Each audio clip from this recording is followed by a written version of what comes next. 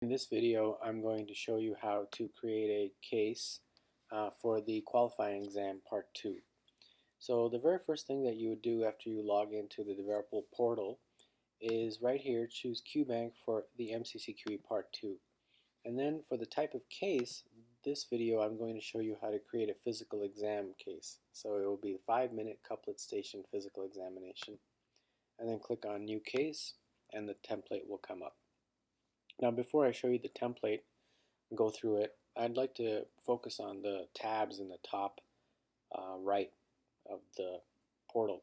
The first one, My Questions, if you click on that, it will show you a list of all the cases that you developed right here in the left hand side. The next tab, Documents, if you click on Documents, it will bring up a page that has all these documents that we've uploaded that we hope will help you in developing your cases. So we've got sample cases, we've got guidelines, and just click on them and it will open up that document for you. The next one is instructional videos, one of which you are watching, and they're right here in this tab. The next one is password. You just click on that to change your password, and then if you need to contact us at any time, just click on Contact Us. So those are the tabs. And now let's go through the developer portal. So before you get started, just familiarize yourself with this exam by clicking on these links. They've got information about the qualifying exam. Now let's get started with the first section. In the first section, what you would do is choose a subject, and then once you choose a subject, a topic list will come up. Now we've preloaded topics that we feel we need for development, but if you want to create a case about a topic that is not listed, just contact us and let us know and we'll add that topic for you.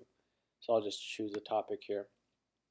The next thing that will pop up is some information that we've preloaded here that we hope will help you when you develop your case. So that's what this information is. It's for you. It's for you to create a case based on that information. Now the first thing that you would actually start typing in is opening stem. Now for the opening stem, you have a choice. You can either directly enter the information here, 5-year-old child, or you can do what I've done is I've pre-written a case in a file and I'm just going to copy and paste. So I've written the case out and I'm going to copy and paste the opening stem right here. So what I wrote was a 7-year-old girl was brought to the ER by her father with chief complaint of acute lower abdominal pain. In the next 5 minutes, conduct a focused and relevant physical exam. As you proceed, explain to the examiner what you are doing and describe any findings. At the next station, you will be asked to answer questions about this patient. And that's it. That's all the opening stem is. Candidate's task. Now, the candidate's task, you've got 4 different choices. You have to choose one. And I think what we're doing here is we're doing a physical exam, and we, whichever one you want to choose, address any of the concerns. In the next 5 minutes, conduct a physical exam focused on determining the cause of the patient's, and it's blank, so we have to put it in, abdominal pain. Or you can choose, in the next 5 minutes, conduct a focused and relevant physical exam of the abdomen. So that's how you choose and enter information for candidate's task. And then click Save Section. And then once that is saved, you'd go to the next section, which is Examiner's Checklist. Now, Examiner's Checklist, we've given you some information about what this checklist is and how to create it. And then we've also given you, right here, some samples, sample information. We've preloaded this. Now, you don't have to use this. It's just there as a guideline. Now, I'm going to delete all of it by clicking on Delete All Items, and I'm going to start entering my own. Now the first column is the part of the checklist that the examinee will need to perform to score points. So the examinee is the person who's taking the exam. And then the second column is the patient's response. That is what the patient, the actor pretending to be a patient, that's how they will respond. So what I've done is I've already I've already created some checklist items. I'm going to copy and paste them in here. And then once I finish copying and pasting, I'll go through them and give you an idea of how you can complete it. I won't do them all, I'll just do the first 4. Okay. So the checklist should have about 8 to 25 checklist items. We put that in here. Okay, so now inspects the abdomen. That's the component of the physical exam. Now what's the patient's response, or what's the finding? Well, you can say whatever the finding is. For example, abdomen is distended. Or you can say abdomen appears normal. Abdomen has a bruise, a bulge, whatever. Auscultates. When you listen, what do you hear? You can say bowel sounds present, bowel sounds absent, high-pitched, whatever you feel the appropriate answer is, appropriate finding. Palpates abdomen. Well, if in this case the child is presenting with abdominal pain, so she could have tenderness to palpation in the right lower quadrant. Percuss the abdomen. Similarly, what are your findings? So that's what this checklist is all about. And then one by one, go through the checklist and enter all your items, and then click Save. Now you get to the scoring table, the third part of the template. Now this first table here, you don't have to do anything for this. This is just a scoring table just given as an information. But the next part you do have to. Here you'll see numbered 1 through 17, these check boxes, and you have to check some of these. Now, what do these 17 things represent? Well, to learn what the answer to that, please click on this patient interaction rating scale items. And when you do that, this file will open up. And it explains what each number 1 through 17 means. What you have to do is go through these and figure out which one of these 17s are relevant to the case. So for example, when I go through here, I see number 10 means organization of physical exam. The case that we're developing does indeed have a physical exam. So number 10 is part of our case. So click on number 10. Now go back, similarly go through these and see, let's choose one more. Professional behavior with patient. Yeah, that's part of the case, so that's item number 7. So go through those numbers and whatever are appropriate, click on them, and then save the section. Now we get into the next part of the template, which is patient information.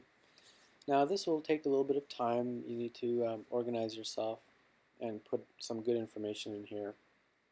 And I'll go through this to explain one by one. So the first one says patient starting position. Now what that means is when you first walk into the room, how is the patient? Is the patient sitting on the table? Are they lying on the table? So I put in patient is lying on the examination table. The next one is clothing. What is the patient wearing? Are they wearing a gown? Are they wearing clothes? So I put in patient is wearing a t-shirt, sweatpants. Makeup. What that means is that sometimes the patient will have some sort of makeup on to illustrate a physical exam finding. Maybe they have a bruise and there's some makeup on their face to show that there's a bruise there. And sometimes there may not be, so I just put non-applicable, but sometimes there is. So it's important that if there is, it's important that you put that in there. Patient's opening statement is what the patient will say to you, the first thing that they will say to you when you walk in the room. So I put, I'm having abdominal pain, last few hours, it's becoming more intense, etc. Patient behavior, affect, and mannerisms. Well, how is the patient in terms of how they appear to you? Are they restless? Are they tense? Are they anxious? So I put in the patient as restless and tense. Questions patient must ask. Now these are questions that the patient absolutely must ask you and most likely will ask you during the encounter. So I put, am I going to be okay? These are some of the things that the patient will want to discuss with you for sure. Questions patient may ask. These are things that the patient may ask you. I put in, are you going to give me any pain medication? Are you going to perform surgery, etc. HPI, history of present illness. Okay, this is a very important part that will give a lot of information. And there's a nice mnemonic I like to use that helps. There's ODP, FLR, QI, AAA, and I'll explain what each of that means. Okay, now let's go through this history of present illness. Now, what we're talking about in this particular case is abdominal pain, and that's what we're focusing on in terms of history of present problem. Problem is abdominal pain. So the first one, O, is onset. When did this begin? So when did it begin? A few hours ago, a few days ago, 3 days ago. For a more chronic problem, maybe 6 months ago, etc. Duration is D. Duration is when the pain, in this particular case it's abdominal pain, when the abdominal pain does happen, how long does it last for? A few seconds, a few minutes, 10 minutes, do they have a time frame, or is it constant? That's another answer. P is for progression. Progression is, how is this problem progressing? Is it getting worse? Is it getting better? And in this case, it's getting worse. Frequency is the next one, which is F. Frequency is how often does it happen? Does it happen twice a day? Does it happen 3 times a week? Does it happen every 5 minutes, etc.? L is for location. In this particular case, the abdominal pain was in the right lower quadrant. The next one is radiation. Does the pain in this case radiate anywhere? I don't know, but if the answer is groin, if the patient had chest pain, maybe the radiation was to the right arm, things like that. Quality is a term to describe the nature of the pain. So is it aching? Is it throbbing? Is it shooting? Is it sharp? Stabbing? Describe the quality of the pain. I is for intensity, and that's usually given on a scale of 1 to 10, so you can say 8 out of 10. The first A is alleviating factors. Alleviating factors is what makes it better. Have you tried anything that makes it better? Maybe some particular med, maybe bed rest, what have you tried that makes it better? Certain position, etc. Aggravating factors is the next A, and that is what makes it worse. Exercise perhaps makes it worse, certain foods maybe, stress, whatever you feel the appropriate answer is. And the final A is associated symptoms. Associated symptoms with the abdominal pain, what else is going on? Do you have nausea and vomiting? Do you have fever? Anything else? And then whatever additional information you want to put in for history and present illness, and then keep on moving. Patient issues. Patient issues basically describe the patient's concerns and perception of the problem. So the patient, for example, is very concerned, thinks the problem is serious, and is very anxious. Past medical history, well, we all know what past medical history is. In this case, it's a child, so there won't be much. Past social and family history, do they smoke? Do they drink alcohol? family history, any family history of medical disorders, etc. Review of systems. Review of systems, we just ask you to put in the pertinent positives. You don't have to go through every single one.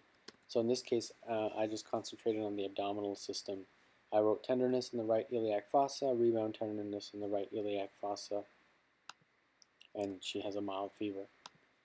Patient simulation. Patient simulation is how is the patient acting? You know, for example, in this case, I wrote patient is holding their abdomen, complaining of abdominal pain. Physical findings. This is about what is the patient's posture, movement, and basically the response to the physical exam. So, for example, patient is in pain, appears to be anxious, I don't know, cries out in pain during palpation of abdomen. Information giving. This goes a little bit into the details of describing the patient's concerns and perceptions of the problem, and do they have good eye contact? Are they challenging? Do they get angry? So a little bit about that. And the pertinent negatives are anything that you feel that are important. For example, that they don't have. So for example, things that you feel are important to mention that were negative that could help rule out other diagnoses. So spend some time on that, and once you're done, you click that Save Section button, and then you're done.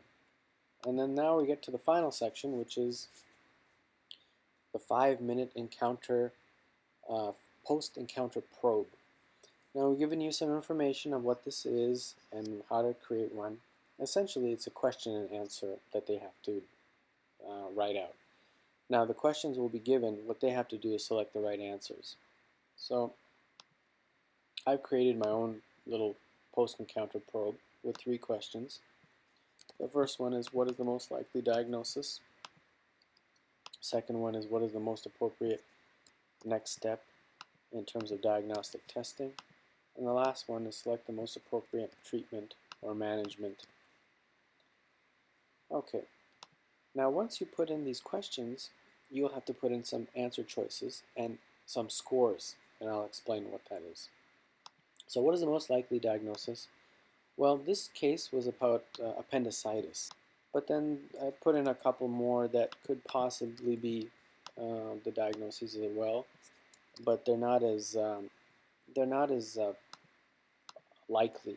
So because they're not as likely, if they're chosen, they don't get as much of a score. So the maximum score for this question is 4, and you'd get 4 out of 4 if you wrote appendicitis. So I wrote 4 for that. But if you choose inguinal hernia, you only get 1. If you choose Meckel's divertigulum, you only get 1. So that's how you fill that out. If you want to add in another answer choice, you can click on the plus sign. What is the most appropriate next step in terms of diagnostic testing? Okay, well, I put, I'll give my answer choices here. I put CT of abdomen, X-ray of abdomen, CBC, and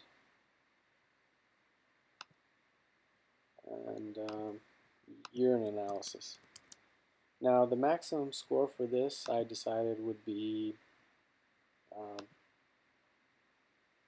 4, and I decided that if they chose the first one, which is CT of the abdomen, then they would get 3.